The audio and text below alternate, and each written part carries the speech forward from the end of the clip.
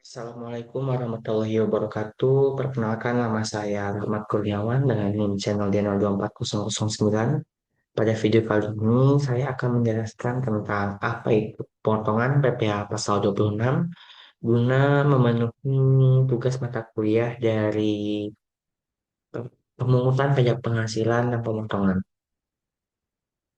Oke, latar belakangnya, dalam era globalisasi, banyak individu dan perusahaan asing memperoleh penghasilan dari Indonesia.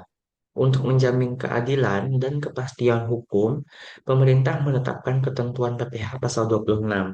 Pajak ini memastikan setiap penghasilan dari Indonesia tetap berkontribusi pada penerimaan negara. Rumusan masalah dari materi hari ini diantaranya adalah yang pertama, apa pengertian dan dasar hukum PPh pasal 26? Yang kedua, siapa sajakah subjek dan objek yang dikenakan pajak? Yang ketiga, bagaimana mekanisme dan tarif pemotongan dilakukan? Yang keempat, apa peran P3B dalam pengenaan PPh pasal 26? Dan yang terakhir, apa dampak penerapannya bagi negara dan pelaku usaha? Oke, tujuan dari penulisan materi hari ini yang pertama itu untuk menjelaskan kepada audiens tentang konsep dan dasar hukum PPh pasal 26. Yang kedua, untuk mengidentifikasi subjek dan objek pajak. Yang ketiga, menganalisis tarif, pemotongan, dan pelaporan. Yang keempat, mengetahui pengaruh P3B terhadap tarif. Dan yang terakhir, menilai manfaat fiskal dari penerapan PPh pasal 26. Nah, kita akan masuk pada bagian yang pertama, yaitu pengertian dan dasar hukum. PPh pasal 26 adalah pajak atas penghasilan wajib pajak luar negeri atau disingkat dengan WPLN dari sumber di Indonesia. Selain melalui bentuk usaha tetap atau BUT, ketentuan ini juga diatur dalam Undang-Undang Nomor 36 Tahun 2008 tentang pajak penghasilan. Terus, apa sih subjek dan objek pajaknya? Untuk subjek pajak PPh pasal 26, yaitu wajib pajak luar negeri, baik itu individu ataupun badan, yang tidak berdomisili atau bertempat tinggal di Indonesia. Sedangkan untuk objek pajaknya itu berupa dividen, bunga, royalti, sewa, hadiah, jasa, dan pengalihan harta dari Indonesia ke luar negeri. Lalu, bagaimana mekanisme dan pemotongan dan pelaporan PPh pasal 26? Yang pertama, pemotongan dilakukan oleh pihak pemberi penghasilan di Indonesia.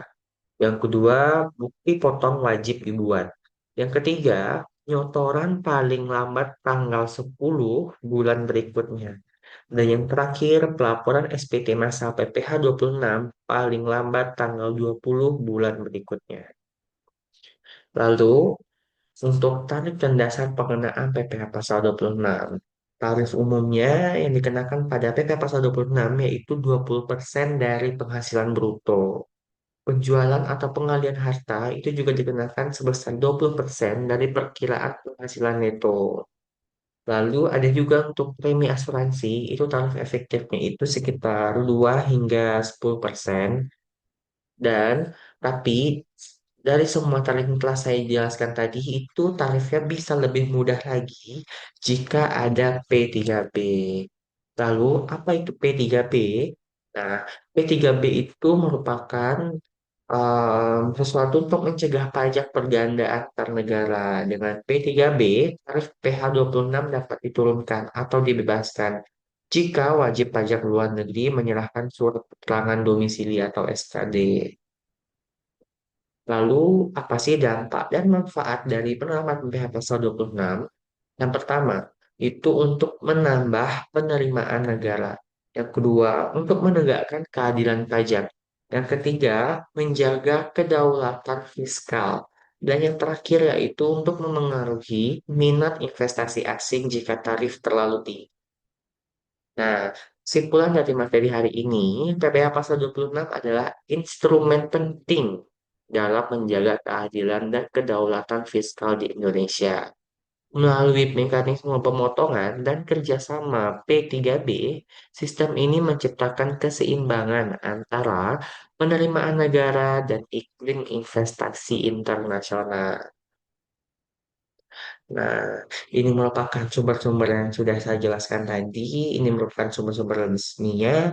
Mungkin teman-teman ada yang ingin membaca atau ingin mengetahui lebih lanjut tentang materi ini. Saya sudah menjabarkan pada daftar pustaka ini, seperti Undang-Undang Nomor 3 Tahun 2008, Peraturan Menteri Keuangan Nomor 141, dan sebagainya.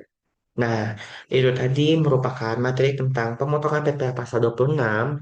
Bagi teman-teman yang mungkin masih ada pertanyaan atau masih bingung nih tentang pemotongan PPh pasal 26, boleh banget komen di kolom komentar. Nanti akan saya jawab sebaik dan semampu saya. Ataupun mungkin teman-teman ada saran ataupun kekurangan dari materi yang telah dijabarkan, boleh banget untuk menambahin materi saya itu pada kolom komentar. Saya akhiri video ini dengan wassalamualaikum warahmatullahi wabarakatuh. See you.